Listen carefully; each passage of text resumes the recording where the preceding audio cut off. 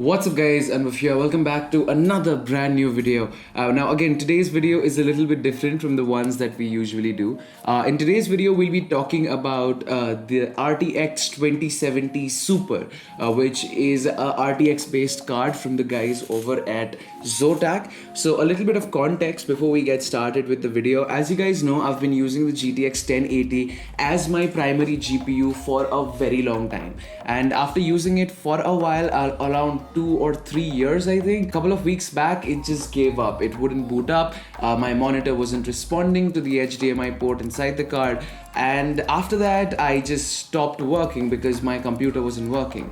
Until recently, the guys over at Zotac were kind enough to give me the RTX 2070 Super to ensure that my work doesn't stop, and also so that I could review this card since I've never tried it out before. And in today's video, we'll basically be talking about what is the actual real world difference when you shift from a GTX based card to an RTX based card, and how many games support ray tracing, and are the visuals really worth it, and basically all the general questions that you guys might have before buying an RTX based card. So I hope you guys enjoy this video, and without any further ado, let's get started.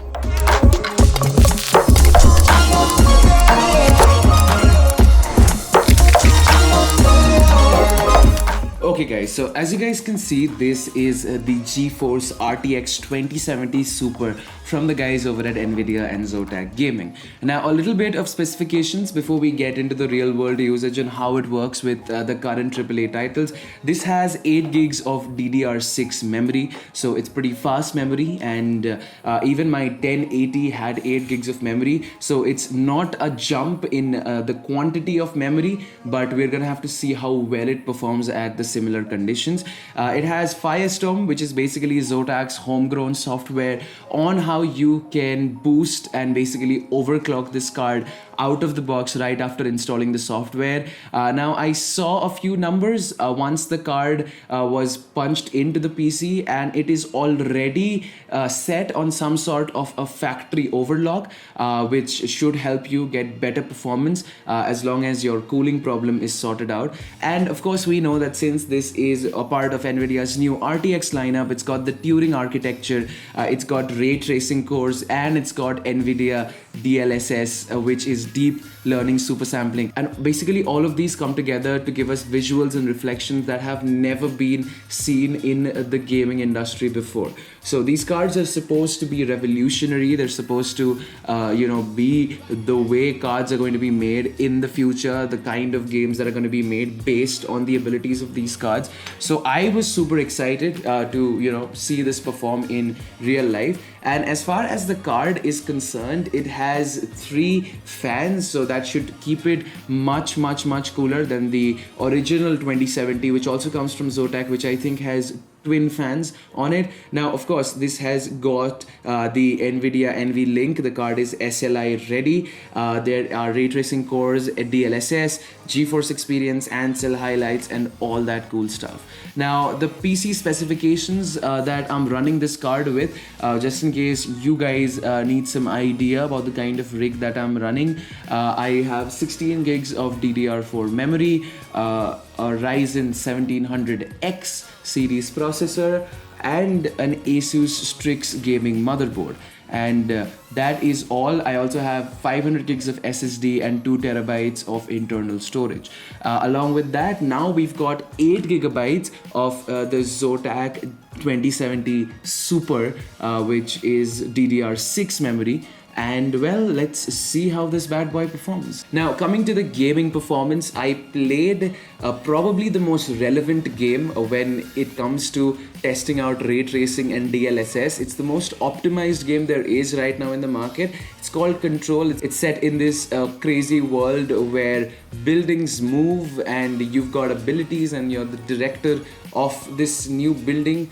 And the game looks really cool. The visuals are great. I've been running it at 1080p with all settings on ultra with ray tracing enabled, and the frame rates are pretty good. You easily get at least 70 to 80 to 100 frames at times, and it's never lagged as of now, and that is obviously because the game is very well optimized for this card and for the RTX lineup, so it performs incredibly well.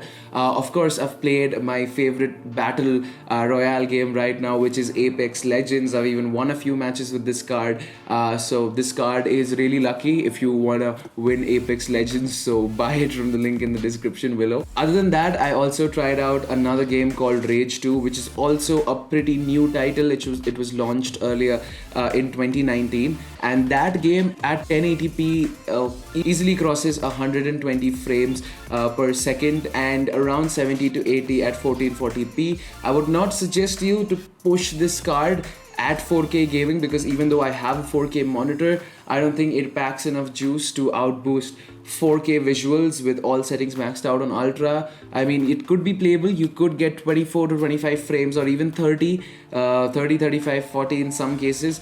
But for a seamless gaming experience without lag, I would suggest either you pick this card up if you're looking for 1080p or 1440p gaming. 4K is a little bit out of its league, but then again, the budget should explain that. Alright guys, so as far as the pricing of this card is concerned, the 2070 Super is available for around 45 to 50,000 here in India, depends where you get it from. The prices that I'm quoting are from MD Computers, and if you get it from them, you can get it for 47,000 something. And if you compare the quality that you're getting out of this card that I eventually got out of my 1080 or even 1080 Ti, the price to ratio is very similar. Both of them are similarly priced, but this is based on the Turing architecture, on the ray tracing cores, on DLSS, and it's a card of the future. So if you're planning to create a PC or build a random PC and you need a future-proof card which will help you with full-on AAA 1440p or 1080p gaming,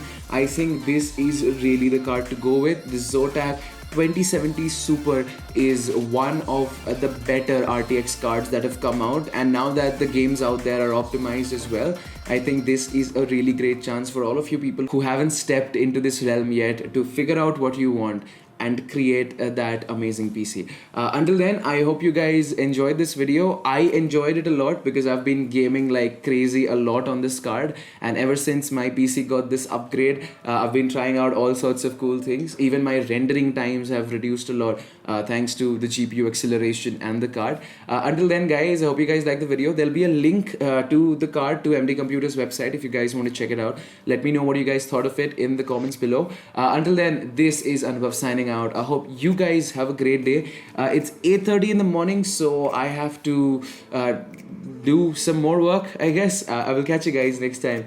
Until then, you guys have a great day. Peace out.